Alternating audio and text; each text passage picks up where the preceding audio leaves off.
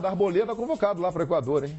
Vai focar em 2 jogos aí. O São Paulo é mais um problema que tem o São Paulo nessa arrancada aí do segundo turno. Eu acho o Arboleda muito bom zagueiro, mas o São Paulo está organizado e com o Arboleda, com o Bruno Alves, eles têm mais ou menos se revezado, os 3 zagueiros. Acho que a zaga titular hoje é Arboleda e Anderson Martins, mas no jogo do domingo, por exemplo, jogou o Bruno Alves e tem dado conta. O Rodrigo Caio está voltando. Está voltando também. Então, o problema não é a ausência do Arboleda.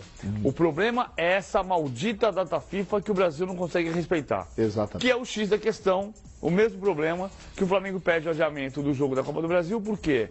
Porque não pode contar com jogadores convocados para a seleção brasileira. E pode não ser a seleção brasileira. Tinha 9 jogadores do Brasil, 9 jogadores do Campeonato Brasileiro na Copa do Mundo. 6 não eram brasileiros. Então, toda hora está gente sendo convocada que joga no Brasil para outras seleções, se eles faltam o campeonato. Eu acho que o principal desfalque do time do São Paulo é o Everton.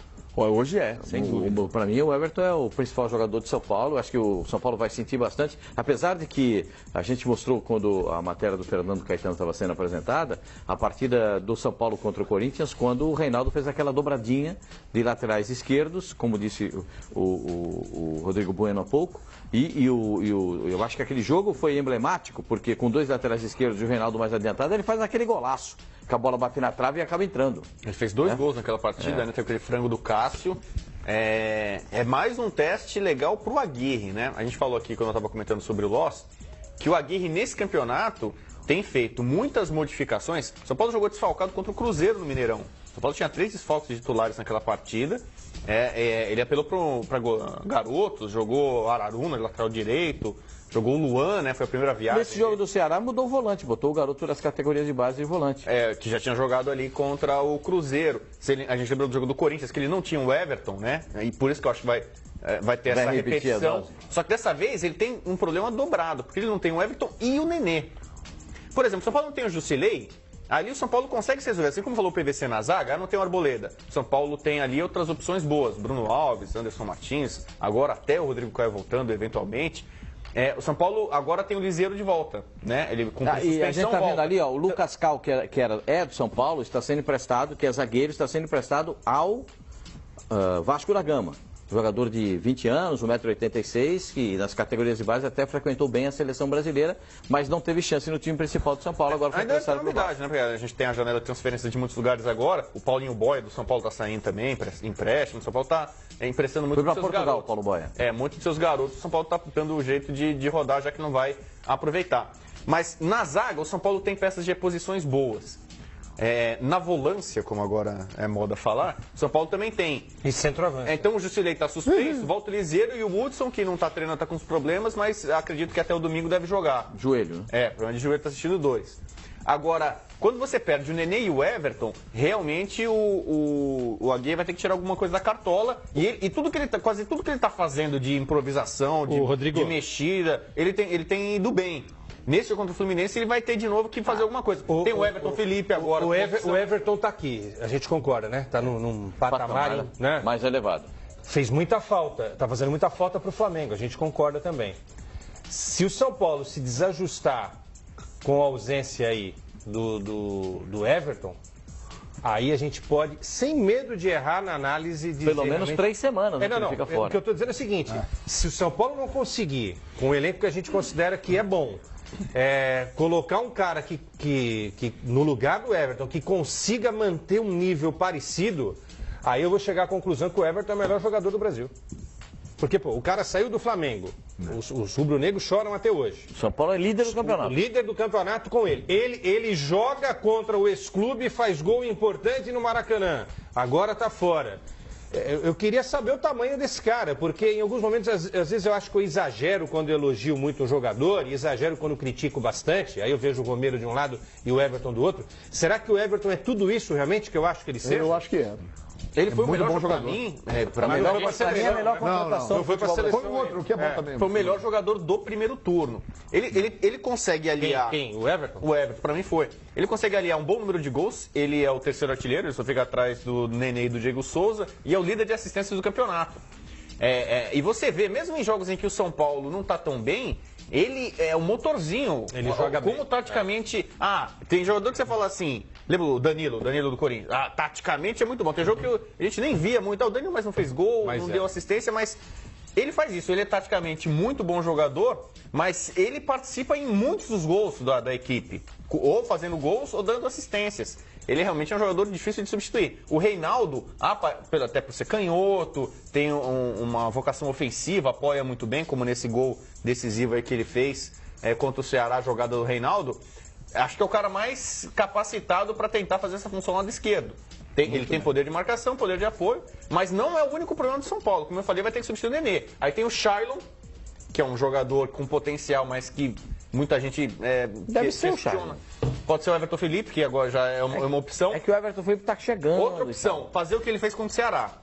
Põe um outro lateral direito, põe o Regis na lateral direita e deixa o Bruno Pérez lá avançado. Na ponta direita, o João Rojas na esquerda, mas o João Rojas não jogou do mesmo jeito quando foi pelo lado esquerdo. E o Rojas é engraçado. O Rojas está fazendo um bom campeonato, fez uma grande partida contra o Ceará. No jogo contra o Paraná, que o São Paulo empatou, por exemplo, ele foi muito mal. Ele fez uma partida. Ele é o Marlos Moreno do São Paulo. Porque ele é um atacante que não faz gol. Ele tem um gol pelo São Paulo, que foi um gol sem querer contra o Vasco. Mas ele bagunça a defesa do bagunça a defesa do adversário. Não, o Marlos Moreno às vezes também bagunça a defesa do adversário. Só que, por exemplo, esse é um problema para atacante. Atacante que não faz gol. O Rojas, você pega o gol, vê quantos gols o Rojas fez na carreira. Eu não vejo o Rojas como atacante, eu vejo o Rojas como um meia. Mas ele é o cara que joga na frente. Joga de lado, né? Pelo lado do campo. Ele fez um gol no Vasco, aquele primeiro que a bola bateu nele e entrou, né? O Ramiro joga do lado direito e é um volante. Agora, tudo isso para pegar um Fluminense que não terá o Pedro. Né? Nem o Gum. E nem o Gum. O Gum, que é uma referência na defesa, pela experiência dele. E o Pedro é o Pedro. Ou seja, o Fluminense... O São Paulo tem esse monte de problema aí, mas soma todos eles. Não dá o problema do Fluminense. No primeiro turno foi 1-1. São Paulo está ganhando de 1-0, jogo controlado. O Pedro tirou um gol da cartola de cabeça praticamente no penúltimo minuto. O São Paulo poderia muito bem ter mais 2 pontos, tivesse vencido o Fluminense aqui. Um gol do Pedro, a bola cruzada, foi uma falha do Arboleda. Pedro ganhou por cima do Arboleda. Eu acho que essa ausência do Pedro, com todos esses problemas do São Paulo, facilita a vida do São Paulo. O Kaique. O Kaique é ex-jogador do Flamengo, estava no Bahia. Mas você tem razão. É mais fácil você fazer a reposição do Everton, mesmo a gente achando o Everton todo esse jogador, e ele do que você tentar encontrar um substituto para o Pedro. O Pedro tem um peso maior para o Fluminense, na minha avaliação, do que o Everton para o São Paulo, porque o Fluminense tem um elenco que necessita mais do Pedro do que o Everton do São Paulo. Um elenco mais pobre. Os dois são decisivos. Eu acho que os dois, eu colocaria os dois se a gente está colocando o Everton num patamar, o Pedro também tem. Para mim, o Pedro. Mas pela carência do Fluminense, o Pedro não é mais importante para o Fluminense do que o Everton para o São Paulo? O Everton faz muita falta. O Everton faz uma falta tremenda. Você acha que está no mesmo mas o São Paulo está redondo, né, gente? Você consegue ainda dar uma ajeitada. Mas aí é o time. O Fluminense tenta cada técnico se ajeitar. Vence uma, perde outra, empate, perde, vence. Eu não sei, eu acho que o Pedro faz muito mais falta. Muito mais. Muito mais. Vocês acham? Não, o Pedro é decisivo. Mas para mim, o Pedro fez um primeiro turno sensacional. O que o Pedro faz, o time do Fluminense, cara, ele tem que ser elogiado todos os dias. Ele não tem que ser elogiado um dia. Ele tem que ser elogiado, até machucado ele tem que ser elogiado. Porque ele fazer o tanto de gol que ele fez no time do Fluminense... Puxa vida! Jesus! Ele joga, cara que não se intimida, cara que dentro da área resolve, o cara que não deixa o time baixar a guarda. Faz cara feia para o adversário. Incomoda o adversário. O moleque é bom mesmo. Eu detesto o centroavante que o adversário não se incomoda. Sabe? Que não faz mal a ninguém, né, pastor? O centroavante, tem atacante que não faz mal a ninguém. Centroavante melantônico. Aí acontece nada, acontece nada. Eu detesto o centroavante que não incomoda o adversário. Não faz mal a ninguém. Mas pelo menos joga pelas beirandas, joga. Detesto isso aí. Tecnicamente ele é muito bom.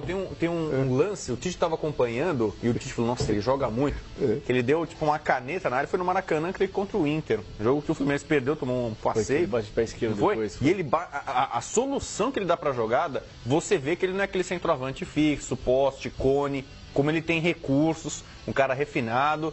É por isso que você vê o tamanho do potencial desse jogador. Jogador de grande futuro. Tem jogador que você olha assim, o Campeonato Brasileiro já teve artilheiros que... Dimba, Dil, Josiel... jogadores que você... o cara, quanto gol esse cara faz? Mas você vê que o cara tecnicamente não é um grande jogador. O Pedro não, você vê potencial. O Dimba foi artilheiro do Campeonato Brasileiro. Então, tô falando, a gente teve vários... artilheiros até de Campeonato Brasileiro que tecnicamente não eram grandes jogadores. Tiveram um momento ali, não é o caso do Pedro. É isso aí.